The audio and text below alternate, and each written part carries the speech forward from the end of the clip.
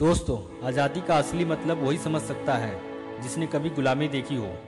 हम सौभाग्यशाली हैं कि हमने आज़ाद भारत में जन्म लिया, लेकिन हमें कभी भी देश के उन वीर सपूतों को नहीं भूलना चाहिए जिनके अथक प्रयासों से हमें आज़ादी मिली।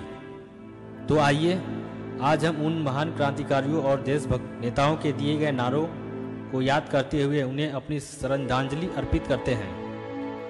स्वराज मेरा जन्मसिद्ध अधिकार है और मैं इसे लेकर रहूंगा। तिलक द्वारा प्रचलित किया गया यह नारा उनके साथी जोसेफ काका बाप्तिस्ता द्वारा 1898 के आसपास बनाया गया था। यह भारतीय स्वतंत्रता संग्राम के सबसे प्रसिद्ध नारों में एक है और इनके प्रयोग से करोड़ों भारतीय प्रेरित हों, फ्रीडम स्ट्रगल का हिस्सा बने। जय जवान जय किसान। भारत के दूसरे प्रधानमंत्री श्री लाल बहादुर शास्त्री जी ने 1965 में रामलीला मैदान दिल्ली में एक सभा को संबोधित करते हुए देश को यह ओजपूर्ण नारा दिया था, जय हिंद। नेताजी ने यह नारा 1947 में क्रिएट किया था और वे इसे हर एक मीटिंग में भाषण के अंत में बोलते थे।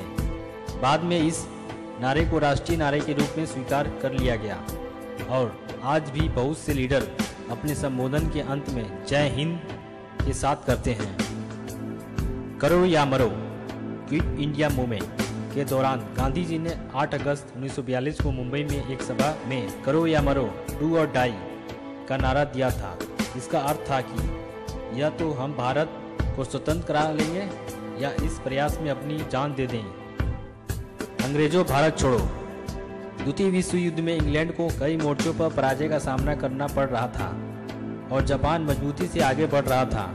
गांधी जी का सोचना था कि यदि अंग्रेजों ने भारत नहीं छोड़ा तो जापान भारत पर आक्रमण कर सकता है। इसलिए अगस्त 1942 में उन्होंने भारत छोड़ो आंदोलन शुरू किया और अंग्रेजों को भारत छोड़ो का नारा दिया। सत्यमेव जयते। मालवीय जी ने मुंडक उपनिषद से यह टर्म लिया और इसे प्रसिद्ध बनाया। इसे भारत के नेशनल मोटो के रूप में अपनाया गया और इंडियन एम्ब्लेम में स्थान दिया गया। इनकलाब जिंदाबाद। यह नारा मुस्लिम लीडर हजरत मोहानी जी द्वारा बनाया गया था, जिसे भगत सिंह ने लोकप्रिय बनाया। भगत सिंह ने यही नारा लगाते हुए 8 अप्रैल 1929 को अपनी बटुकेश्वर दत्त के साथ सेंट्रल लेजिस्लेटिव असेंबली में बम फेंका था। तुम मुझे खून दो, मैं तुम्हें आज़ादी दूंगा। 4 जुलाई 1944 को वर्मा में भारतीयों के समक्ष दिए गए अपने एक भाषण में नेताजी ने भारतीयों को अपील की, give me blood and I shell give you freedom. और उनके इस उद्घोषण ने करोड़ों भारतीयों में देश के प्रति बलिदान होने का जोश भर दिया। वंदे मातरम।